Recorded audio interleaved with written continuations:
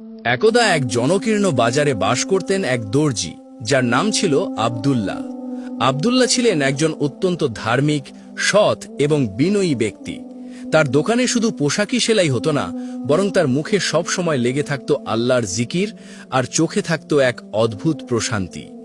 বাজারের সবাই তাকে শান্ত দর্জি নামেই চিনত। তার ধৈর্য ছিল কিংবদন্তি তুল্য। কোনো গ্রাহক যতবারই পোশাক পরিবর্তন করতে বলুক না কেন, আব্দুল্লাহ হাসি মুখে তা করে দিতেন, কখনো বিরক্তি প্রকাশ করতেন না। তার এই গুণ তাকে বাজারের সবার কাছে শ্রদ্ধার পাত্র করে তুলেছিল। তিনি বিশ্বাস করতেন, প্রতিটি কাজই ইবাদত, যদি তা আল্লাহর সন্তুষ্টির জন্য করা হয়। একই বাজারে আনাগোনা ছিল এক চোরের, যার নাম ছিল শামীম। শামীম ছিল মুরগি চুরিতে ওস্তাদ। তার হাত এতটাই দ্রুত চলত যে চোখের পলকে সে খাঁচা থেকে মুরগি গায়েব করে দিত। শামীমের শৈশব কেটেছিল চরম দারিদ্র্য ও অবহেলায়। ছোটবেলা থেকেই সে দেখে এসেছে অভাব আর অনটন। তার বাবা ছিলেন একজন দিনমজুর, যিনি অল্প বয়সেই মারা যান। মা অসুস্থ হয়ে শয্যাশায়ী। পরিবারের মুখে দুবেলা খাবার তুলে দেবার জন্য শামীমকে বেছে নিতে হয়েছিল এই অন্ধকার পথ। সে জানত তার কাজ ভুল, অন্যায়, কিন্তু ক্ষুধার তাড়নায় মায়ের চিকিৎসার খরচ জোগাতে সে বারবার এই পথেই ফিরে আসত। তার মনে এক গভীর অপরাধবোধ কাজ করত, কিন্তু বেঁচে থাকার তাগিদ তাকে এই পথ থেকে সরে আসতে দিত না। তার চোখে ছিল এক ধরনের চতুরতা, যা তার ভেতরের কষ্টকে আড়াল করত। একদিন আব্দুল্লাহ তার দোকানের সামনে বসে কোরআন তেলাওয়াত করছিলেন। তার সুমধুর তেলাওয়াত বাজারের কোলাহল ছাপিয়ে এক ভিন্ন পরিবেশ তৈরি করেছিল। হঠাৎ তার কানে এলো এক বিকট শব্দ। একটি মোটাসোটা মুরগি কককক করতে করতে তার দোকানের পাশ দিয়ে ছুটে গেল, আর তার পেছনেই ছুটছিল শামীম। শামীমের হাতে ছিল একটি বড় থলে, আর তার চোখে ছিল এক অদ্ভুত চতুরতা এবং ক্ষুধার্ত দৃষ্টি। মুরগিটি আব্দুল্লাহর দোকানের সামনে এসে হোঁচট খেল, আর শামীম সুযোগ বুঝে বিদ্যুৎ গতিতে সেটিকে থলের মধ্যে ঢুকিয়ে নিল। এই পুরো ঘটনাটি ঘটল চোখের পলকে, যেন এক জাদুর মতো। আব্দুল্লাহ সব দেখলেন। তিনি শামীমকে চিনতেন, জানতেন তার এই কুকর্মের কথা। বাজারের অনেকেই শামীমের এই চুরির ব্যাপারে অবগত ছিল, কিন্তু ভয়ে কেউ কিছু বলতো না। আব্দুল্লাহ কিন্তু কোনো কথা বললেন না। তিনি শুধু একটি দীর্ঘশ্বাস ফেলে আবার কোরআন তেলাওয়াতে মন দিলেন। তার চোখে ছিল এক গভীর সহানুভূতি, যেন তিনি শামীমের ভেতরের কষ্টটা দেখতে পাচ্ছিলেন। শামীম যখন মুরগি নিয়ে দ্রুত পায়ে চলে যাচ্ছিল, তখন সে একবার আব্দুল্লাহর দিকে তাকালো। আব্দুল্লাহর চোখে কোনো রাগ বা ঘৃণা ছিল না, ছিল শুধু এক গভীর সহানুভূতি এবং এক ধরনের নীরব প্রার্থনা। শামীমের মনে এক অদ্ভুত অস্বস্তি হল। সে দ্রুত বাজার ছেড়ে চলে গেল, যেন আব্দুল্লাহর সেই দৃষ্টি তাকে বিদ্ধ করছিল। আব্দুল্লাহর এই নীরবতা দেখে বাজারের একজন দোকানি, যার নাম ছিল রফিক, তিনি আব্দুল্লাহর কাছে এসে অবাক হয়ে বললেন, দর্জি সাহেব, আপনি দেখলেন না শামীম আপনার চোখের সামনে মুরগি চুরি করে নিয়ে গেল? আপনি কিছু বললেন না? আপনার তো উচিত ছিল তাকে ধরে পুলিশের হাতে তুলে দেওয়া। আব্দুল্লাহ মৃদু হেসে বললেন, ভাই রফিক, আমি তো শুধু মুরগি চুরি হতে দেখলাম, কিন্তু আল্লাহ তো সব দেখেন। তিনি জানেন কেন শামীম এই কাজ করছে। তার বিচারই শ্রেষ্ঠ বিচার।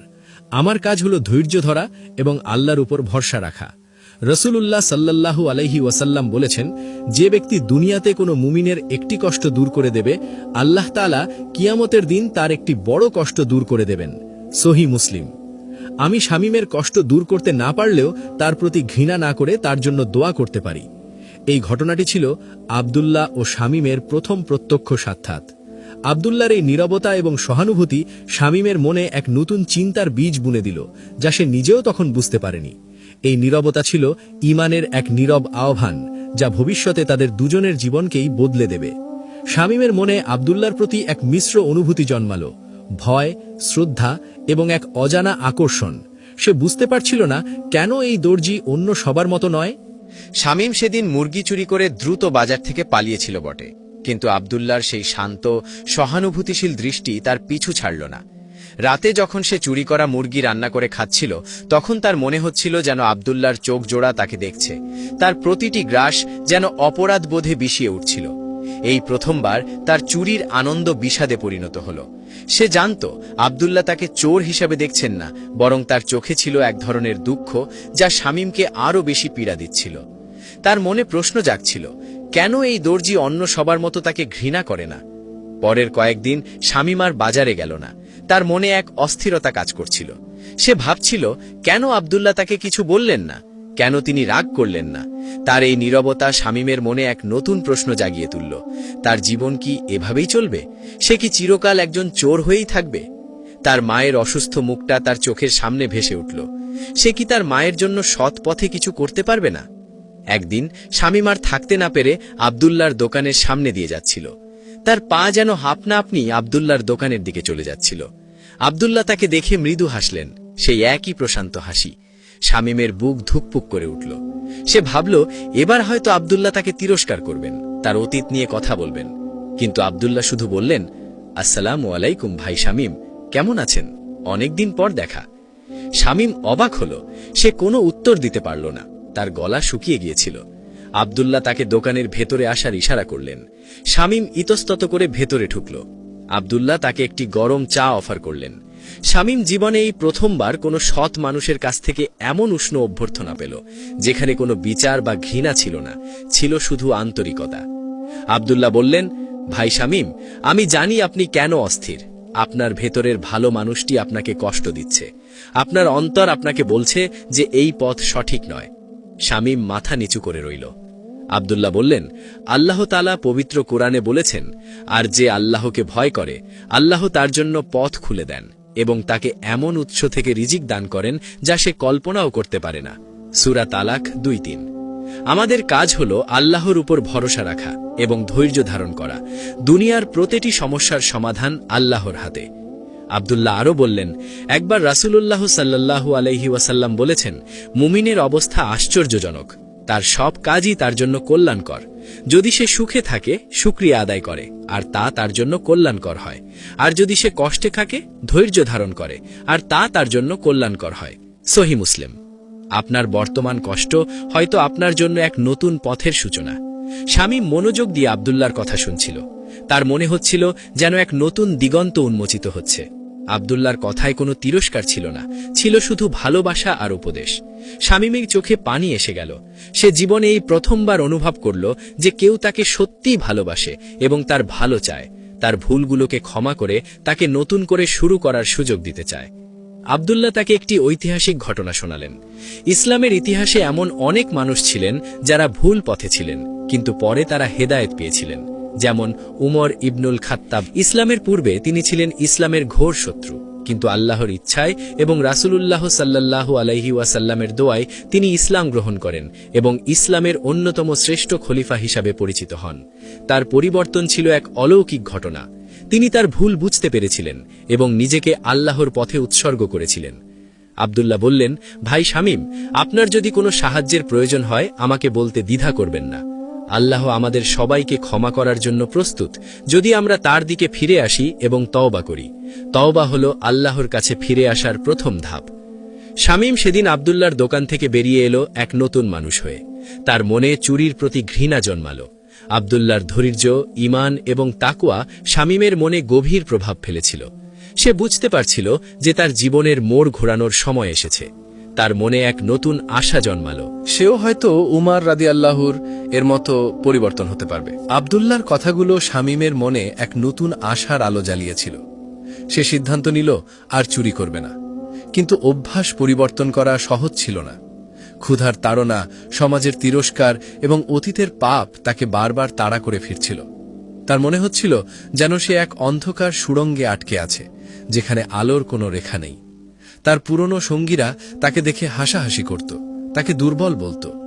এইসব চাপ শামীমকে প্রায় ভেঙে দিচ্ছিল। একদিন শামীম দাজারে একটি ছোট কাজ পেল, একজন ব্যবসায়ীর মালপত্র বয়ে নিয়ে যাওয়া। কাজটি ছিল কষ্টকর। রোদে পুড়ে ঘাম ঝরিয়ে সে কাজ করল, কিন্তু সে খুশি ছিল যে সে সৎ পথে উপার্জন করছে। কাজ শেষে যে সামান্য মজুরি পেল তা দিয়ে সে শুধু একবেলার খাবার কিনতে পারল। তার মনে হল, এত কষ্ট করে এত কম উপার্জন। অতীতের চুরির জীবন তার কাছে আরো সহজ মনে হতে লাগল। শয়তান তাকে প্ররোচিত করতে শুরু করল, একবার চুরি করলে তো অনেক বেশি টাকা পেতিস, এত কষ্ট করার কি দরকার। তার মনে হচ্ছিল যেন শয়তান তার কানের কাছে ফিসফিস করে বলছে, তুমি পারবে না, তুমি ব্যর্থ। শামীম প্রায় হতাশ হয়ে পড়েছিল, তার মন খারাপ ছিল। সে আব্দুল্লাহর দোকানে গেল। আব্দুল্লাহ তাকে দেখে বুঝতে পারলেন তার মনের অবস্থা। তিনি শামীমকে বসতে বললেন এবং এক গ্লাস ঠান্ডা পানি দিলেন। আব্দুল্লাহর শান্ত মুখ দেখে শামীমের মনে কিছুটা শান্তি ফিরে এলো। আব্দুল্লাহ বললেন, ভাই শামীম, শয়তান মানুষকে সবসময় কুমন্ত্রণা দেয়। সে চায় মানুষ হতাশ হয়ে আল্লাহর পথ থেকে বিচ্যুত হোক।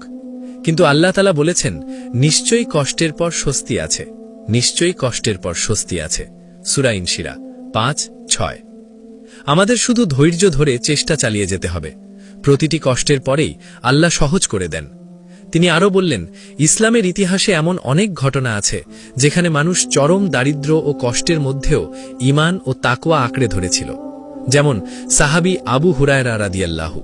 তিনি এতটাই দরিদ্র ছিলেন যে ক্ষুধার তাড়নায় মাঝে মাঝে মসজিদে নববীর দরজায় লুটিয়ে পড়তেন। মানুষ তাকে পাগল মনে করত, কিন্তু তিনি কখনো আল্লাহর পথ থেকে বিচ্যুত হননি। তিনি জানতেন আল্লাহর সাহায্য অবশ্যই আসবে। তার ধৈর্য এবং আল্লাহর প্রতি তার বিশ্বাস ছিল অটল। আব্দুল্লাহ শামীমকে একটি সেলাইয়ের কাজ শেখানোর প্রস্তাব করলেন। শামীম প্রথমে ইতস্তত করল। সেলাইয়ের কাজ তার মতো একজন চোরের জন্য? তার মনে হল সে কি পারবে এই সূক্ষ্ম কাজ করতে? কিন্তু আব্দুল্লাহর আন্তরিকতা দেখে সে রাজি হল। আব্দুল্লাহ তাকে ধৈর্য ধরে সেলাইয়ের কাজ শেখাতে লাগলেন। শামীমের হাত প্রথমে কাঁপত, সুই বারবার আঙুলে বিঁধত। সেলাই করতে গিয়ে সে প্রায়ই ভুল করত, কাপড় নষ্ট করত। কিন্তু আব্দুল্লাহ তাকে কখনো বকাঝকা করেননি, বরং হাসি মুখে তাকে উৎসাহিত করতেন। তিনি বলতেন, প্রথমবার সবাই ভুল করে শামীম, চেষ্টা চালিয়ে যাও, তুমি পারবে। শামীম যখন সেলাই শিখছিল তখন সে আব্দুল্লাহর দোকানে আসা বিভিন্ন মানুষের গল্প শুনত। আব্দুল্লাহ তাদের সাথে ইসলামিক জ্ঞান ও উপদেশ শেয়ার করতেন। শামীমের মনে হচ্ছিল যেন সে এক নতুন পরিবার খুঁজে পেয়েছে। সে বুঝতে পারছিল আব্দুল্লাহ শুধু তাকে সেলাই শেখাচ্ছেন না, বরং তাকে জীবনের সঠিক পথ দেখাচ্ছেন, তাকে একজন ভালো মানুষ হিসেবে গড়ে তুলছেন। একদিন আব্দুল্লাহ শামীমকে একটি মজার ঘটনা শোনালেন।